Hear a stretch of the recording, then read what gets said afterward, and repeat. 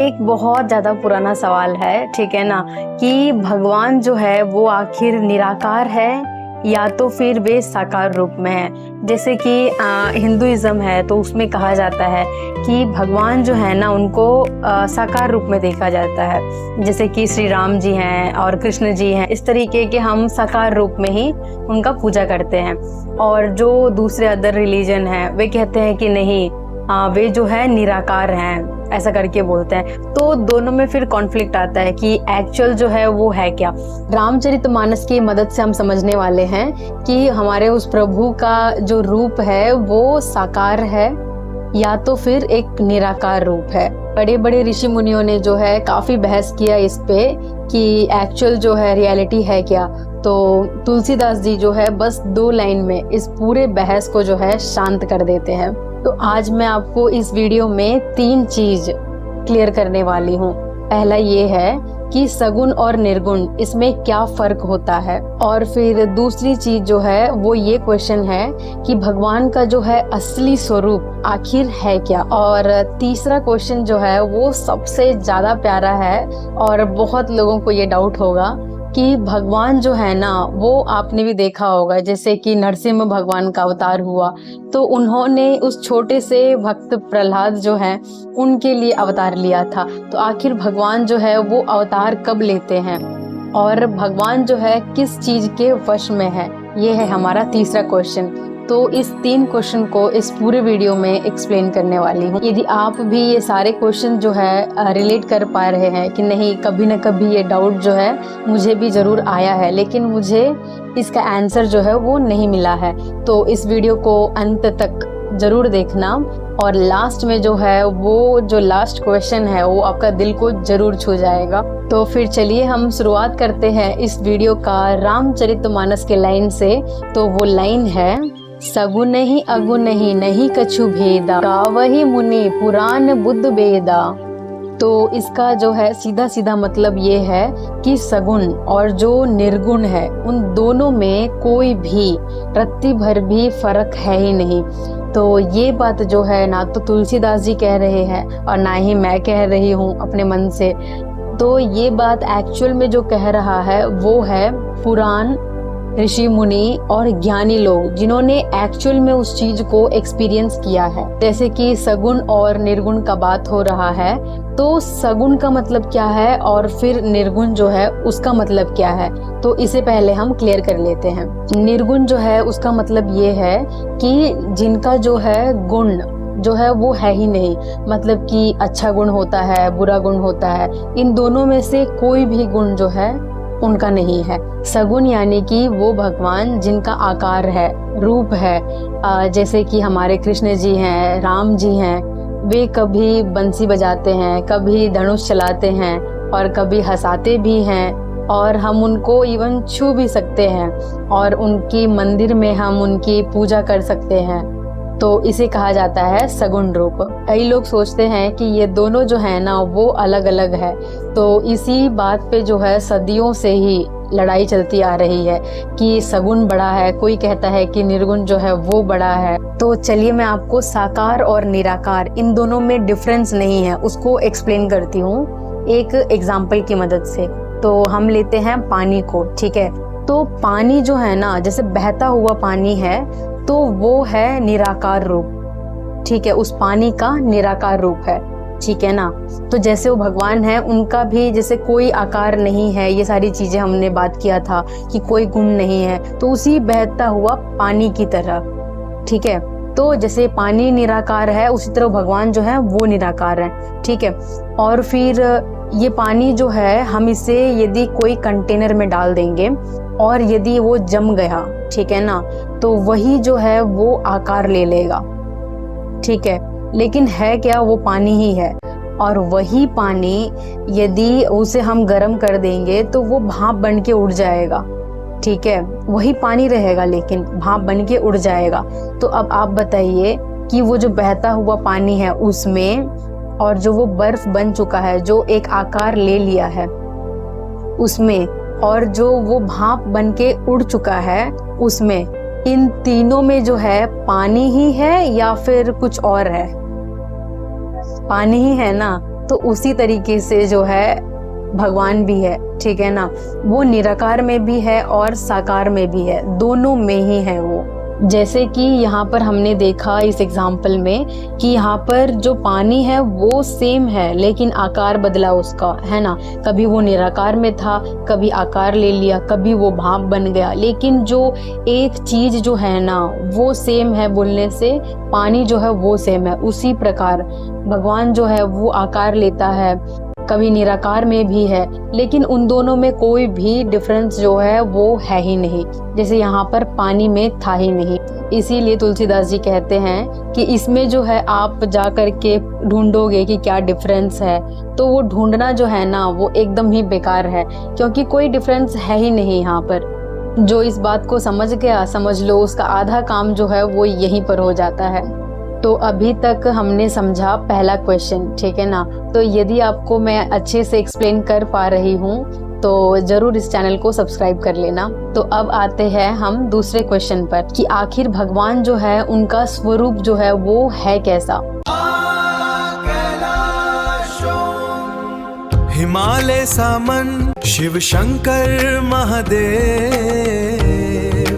कन कन में विराजे भोलेनाथ मेरे देव, भोलेनाथ मेरे देव।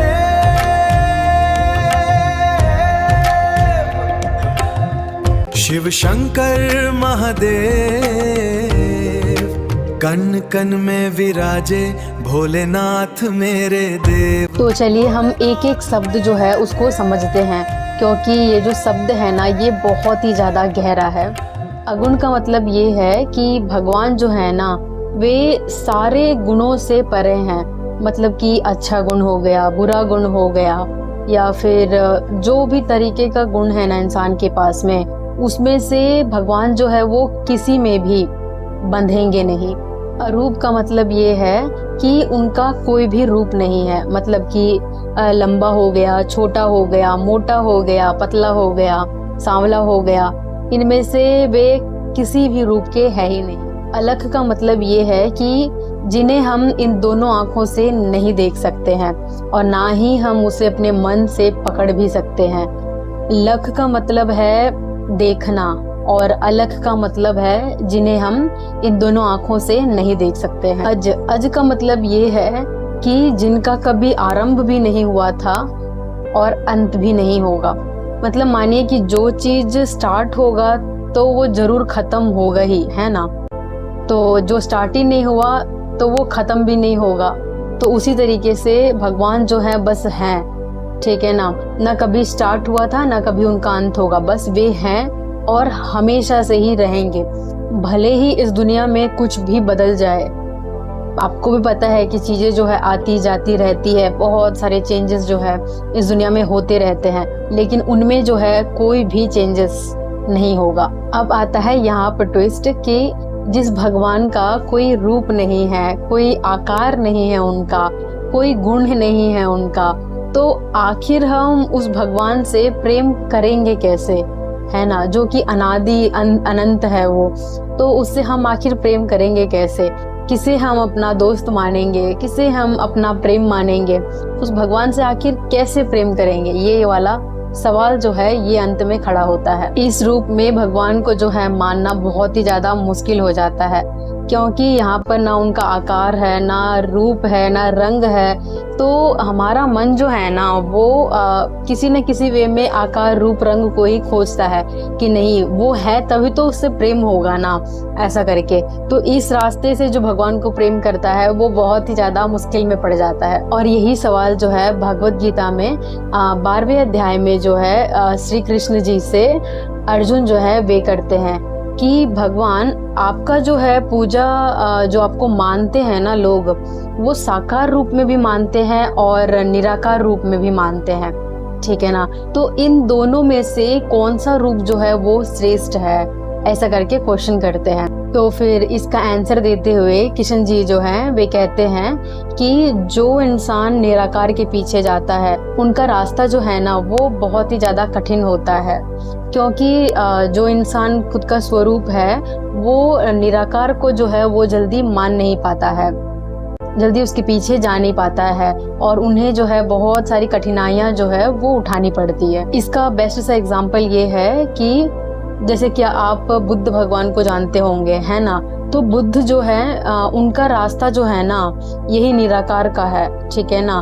तो उस रास्ते से वे भगवान से मिले तो उनको जो है बहुत सारी कठिनाइयाँ जो है रास्ते में झेलना पड़ा था। तो कृष्ण जी जो हैं उन्होंने खुद ही कहा है कठिनाइयों को झेलना पड़ता है, मतलब आपके पास में बहुत ज़्यादा संकल्प होना चाहिए और फिर नॉलेज बहुत सारा आप गेन करते हैं बीच में, और फिर आप एक्सपीरियंस करते हैं बहुत सारी चीज़ों को, बहुत सारे क्वेश्चंस करते हैं हर चीज़ पर हम।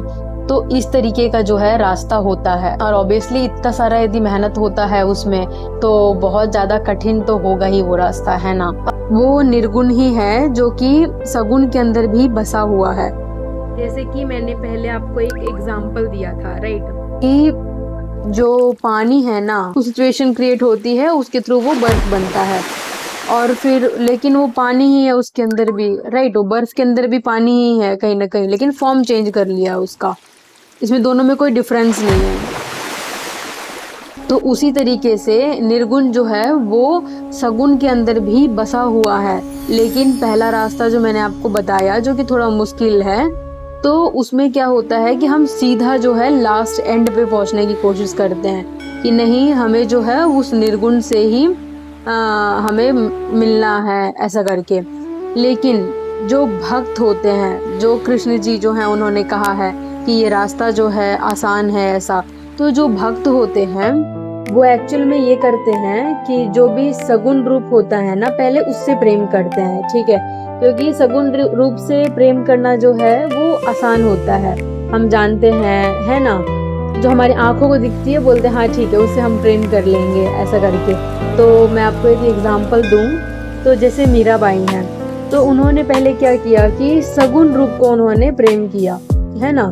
जैसे कृष्ण जी हैं तो सगुण रूप में मूर्ति था उनका, तो उनसे उन्होंने प्रेम किया। फिर वही प्रेम जो है वो इतना ज्यादा बढ़ गया कि वो जो है फिर एंड में जाकर के वो निर्गुण जो है उनसे भी प्रेम कर बैठी एंड में जाकर के, ठीक है ना। मतलब ओवरऑल बात ये है कि आप यदि सगुण से भी स्टार्ट करते हैं ना तो वही सगुण का जो प्रेम है वो आपको निर्गुण जो है उस पे लेके चला जाता है, ठीक है ना। हम बोलते हैं कि नहीं, जिसका मन नहीं मानता है कि नहीं भाई हमें जो है पहले सगुण रूप से ही प्रेम करना है, हमें जो दिखता है उसी से प्रेम करना है ऐसा करके, तो वही कृष्ण जी कहते हैं कि ऐसे लोगों के लिए सगुण रूप में जो हम प्रेम कर रहे हैं किसी भगवान से, किसी से भी, तो वही प्रेम जो है ना अंत में हमें निर्गुण जो है उससे मिला देगा ऐसा कहा जाता है। ये हो गया हमारा सेकेंड रास्ता, ठीक है ना। फर्स्ट रास्ता में हम लोग क्या देखे कि पहले रास्ता में ये होता है कि वो सीधा निर्गुण के पास जाने की कोशिश करता है कि क्यों हम लोग सगुण को देखे जब निर्गुण ही रियल में है ऐसा करके। तो उसका रास्ता जो है बताया था कि थोड़ा सा कठिन होता है ऐसा करके। और जो भक्ति मार्ग होता है जो सगुण से हो करके निर्गुण की तरफ जाते हैं वो मार्ग जो है फिर आसान है। तो इसीलिए कृष्ण जी कहते हैं कि भक्ति मार्ग जो है वो आसान है ऐसा करके। आप यदि कौन सा भी रास्ता फॉलो कर रहे हैं, मतलब कि सगुण भगवान का या फिर निर्गुण का, ठीक है ना, तो उसमें क्या होता है कि यदि सगुण को ही अच्छे से फॉलो कर लेंगे ना तो आपको जो है वो निर्गुण के पास लेके चला जाएगा। और यदि आप चाहेंगे कि नहीं मुझे सगुण को फॉलो नहीं करना है, मेरे अंदर हाँ इतना संकल्प है कि मैं सीधा निर्गुण के पास ही जा सकता हूँ, तो फिर अच्छी बात है, आप फिर सीधा निर्गुण के पास जो है वो भी जा सकते हैं आप। लेकिन हाँ फिर आप बोलेंगे कि मुझे प्रेम चाहिए, ये चाहिए, तो वो रास्ते में तो मिलेगा नहीं, एंड में जरूर मिलेगा। यहाँ तक यदि मैं आपको अच्छे से समझा पा रही हूँ तो इसी तरीके से आगे समझने के लिए आप जो है इस चैनल को सब्सक्राइब कर लेना। तो चलिए हम बढ़ते हैं तीसरे क्वेश्चन पे। और तीसरा क्वेश्चन जो है ये सबसे ज़्यादा फेवरेट है हमारा कि भगवान जो है, जो निराकार भगवान है, वो आखिर साकार रूप कब ले लेते हैं और वे किस चीज़ के वश में आ जाते हैं। सेकेंड क्वेश्चन एक्सप्लेन कर रही थी ना, तो वहाँ पर मैंने आपको तुलसीदास जी का 2 लाइन दिया था, तो उसमें से हम अब समझते हैं सेकेंड हाफ। भगत प्रेम बस सगुन सो होई, इसका मतलब ये है कि वो भगवान जिनका कोई आकार नहीं है, कोई रूप नहीं है, कोई गुण नहीं है, वे भगवान भक्त के प्रेम के वश में आकर साकार रूप ले लेते हैं। जरा इस लाइन पे आप ध्यान दीजिएगा, यहाँ पर मैंने कहा वश में आकर। तो वो भगवान जिसका कोई आकार नहीं, रूप नहीं, जिसका कोई गुण नहीं है, जो अनंत है, जो कभी शुरुआत नहीं हुआ जिनका, और जिनका ना ही कभी अंत होगा, वो भगवान आखिर वश में कैसे आ जाएगा किसी के भी। वे आते हैं सिर्फ एक चीज के वश में, वो है भगत के प्रेम के वश में। यहाँ तो ये कंफर्म हो गया कि भगवान जो है उनको ना तो आपका पैसा चाहिए, और ना ही आपका जो बड़ा बड़ा ज्ञान है वो चाहिए, ना ही आपका जो भी रंग रूप है, आप कितने पाप किए हैं अभी तक जिंदगी में, वो उससे मतलब है। उनको किसी चीज से मतलब नहीं है, बस एक चीज से मतलब है कि आप जो है भगवान से निश्चल प्रेम करते हैं। तुलसीदास जी जो है ना, उन्होंने जो लाइन कही है ना, उसमें थोड़ा सा आप ध्यान देना कि उन्होंने ये बात नहीं बोली कि यदि भक्त जो है वो तपस्या करता है तब जो है भगवान उनके वश में आते हैं। उन्होंने कहा है सिंपल सा मार्ग है कि जो भक्त है वो यदि बहुत ज्यादा प्रेम करता है ना, निश्चल प्रेम, तो उसके करने से ही भगवान जो है उसके वश में आ जाते हैं। और फिर यदि वो चाहता है कि भगवान जो है वो रूप ले, तो उस रूप में भी आकर के उनको दर्शन देते हैं। तो यही जो है भक्ति मार्ग में सबसे सुंदर बात है कि प्रेम जो है उससे ही सब कुछ होता है। यदि आप सगुण जो है इसमें देखेंगे तो यहाँ पर भक्ति मार्ग आ जाता है, ठीक है ना। यदि आप निर्गुण देखेंगे जैसे कि बुद्ध हैं, तो वहां पर प्रेम जो है ना, सब कुछ रास्ता क्लियर करके जाने के बाद अंत में वहां पर प्रेम आता है। लेकिन भक्ति मार्ग जो है वहां पर प्रेम जो है ना पहले ही शुरुआत हो जाती है। तो भक्ति मार्ग जो है वो थोड़ा सा आसान होता है। तो इसीलिए कृष्ण जी जो है उन्होंने भी यही बात कही है कि भगवान को जानने के लिए मतलब भक्ति मार्ग जो है वो थोड़ा सा आसान है रास्ता। चलिए मैं आपको ना रामायण जो है उसका कुछ एग्जाम्पल्स देती हूँ, ठीक है ना। तो आपको जो है ये दिल पे उतरेगा ये सारी बातें, ठीक है। तो आप बोलेंगे कि रामायण जो है वो हुआ था या फिर नहीं हुआ था, ऐसा करके आप क्वेश्चन करेंगे। मुझे ये नहीं पता कि हुआ था या फिर नहीं, लेकिन मेरा जो मानना है मैं उसके हिसाब से बोलती हूँ। मेरा जो लॉजिक है कि जैसे कि हम यदि अभी से 50 साल पहले लें तो कोई सोच भी नहीं सकता था कि फ़ोन जो है ऐसा भी कोई चीज़ होता भी होगा, है ना। कितने सारे चेंजेस हुए, उसके बाद जो है ऐसा भी एक चीज़ आया। तो दुनिया जो है ना वो बदलती रहती है पूरी तरीके से, ये तो आप भी जानते हैं। कुछ भी चीज़ जो है वे वैसा का वैसा रहता नहीं है।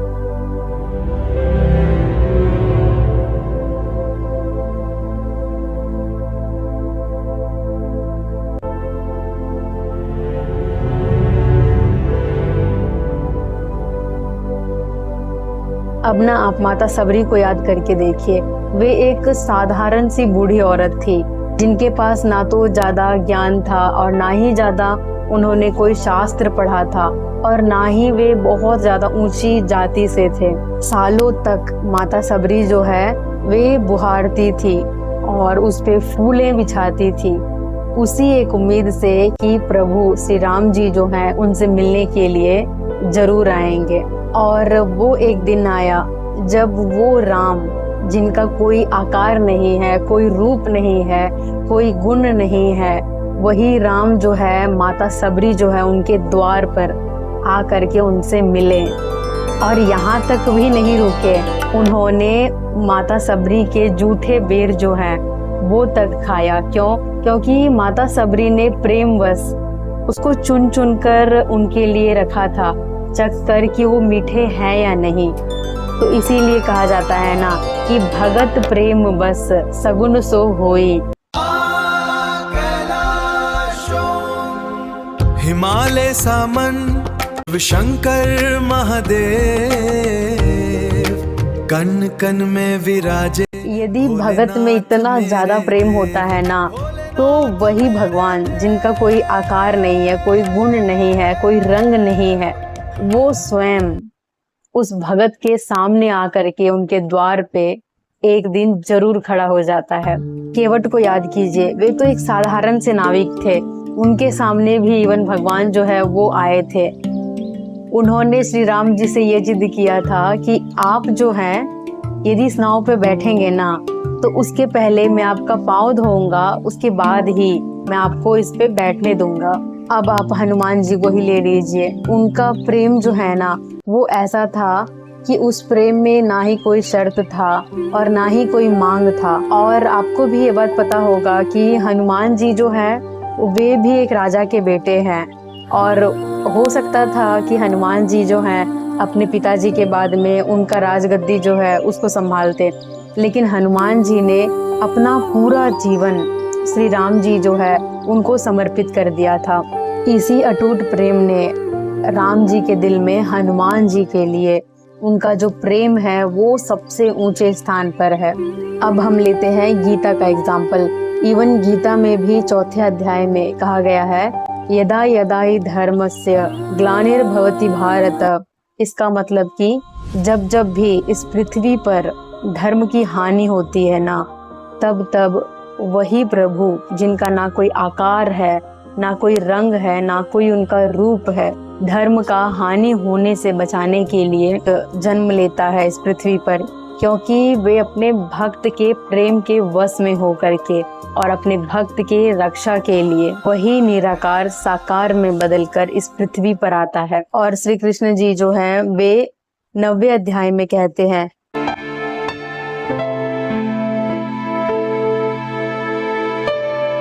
मतलब ये है कि जो मुझे भजता है मैं उनमें हूँ और वो मुझ में है। तारों की महफिल ये बिखरा आकाश, राम रतन धन पायो मैंने मन के। प्रेम जो है वो एक ऐसी डोर है जो कि भगवान और भक्त जो है दोनों को एक कर देती है। द्रौपदी जो है उनकी कहानी आपने जो है जरूर सुनी होगी। जब उनका चीरहरण हो रहा था, उनके जितने भी पति थे वे सब वहां पर हार करके बैठे थे। उनको द्रौपदी जो है उनको कोई उम्मीद नहीं था कि इनमें से जितने भी सभा में बैठे हुए लोग हैं उनमें से कोई भी आकर के उनकी मदद करेगा। तो अंत में उन्होंने उसी प्रभु को पुकारा था पूरे भरोसे के साथ में, पूरे प्रेम के साथ में। तो वो प्रभु जो है स्वयं वहां पर आए एक साड़ी बन करके और उनकी लाज जो है उसको बचाया उन्होंने। इसीलिए तो कहा गया है ना कि भगवान जो है वे हम उनको क्या दे सकते हैं, क्या चीज दे सकते हैं वो नहीं देखते हैं, बस वो ये चीज देखते हैं कि हमारे अंदर उनके प्रति कैसा भाव है। और वो ना ही हमारा शब्द देखते हैं कि हम क्या बोल रहे हैं, बस वो देखते हैं कि उनके लिए हमारे अंदर कितना ज्यादा प्रेम है। वो निराकार भगवान जिनके पास में असीम शक्ति है, उनके पास में मतलब शक्ति की कोई कमी नहीं है, उनके कारण ही हम सबके अंदर शक्ति है। वो भगवान अपनी सारी शक्ति को समेट करके और अपने आप को छोटा सा आकार दे करके एक रूप में बंद करके सिर्फ इसीलिए आते हैं ताकि उनका भक्त जिन्होंने उनको प्रेम पूर्वक पुकारा है वो उन्हें छू कर देख सके, उनसे बातें कर सके, उनके साथ में रह सके। और इससे बड़ा प्रेम एक भक्त के लिए आखिर क्या ही हो सकता है। भगवान का अपने भक्त के लिए छोटे से आकार में आना, यही तो उनकी सबसे बड़ी महानता है।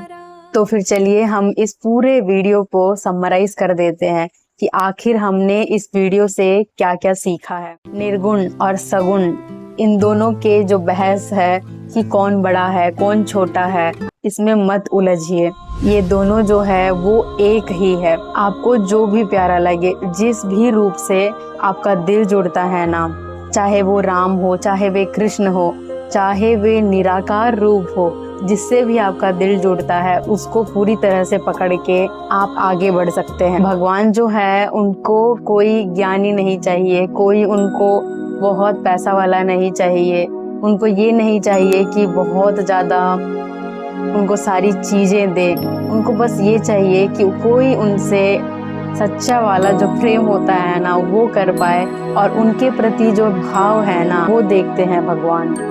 जैसे कि हम लोगों ने एग्जाम्पल देखा माता सबरी, केवट, और फिर ऐसे बहुत सारे भक्त हैं, जैसे मीरा है बाई हैं, और फिर सुदामा है, जिनके पास में ज़्यादा कुछ नहीं था, बस उन्होंने प्रेम किया था, और वही प्रेम एक रास्ता बन गया उस प्रभु से मिलने के लिए। और अगर आपको कभी लगे कि भगवान जो है उनके लायक नहीं हूँ मैं, तो ये पंक्ति जो है उसे ज़रूर याद रखिएगा। और जितने भी मैंने इसके पहले आपको एग्जाम्पल्स दिए हैं ना, उस एग्जाम्पल को ज़रूर एक बार दोहराइएगा।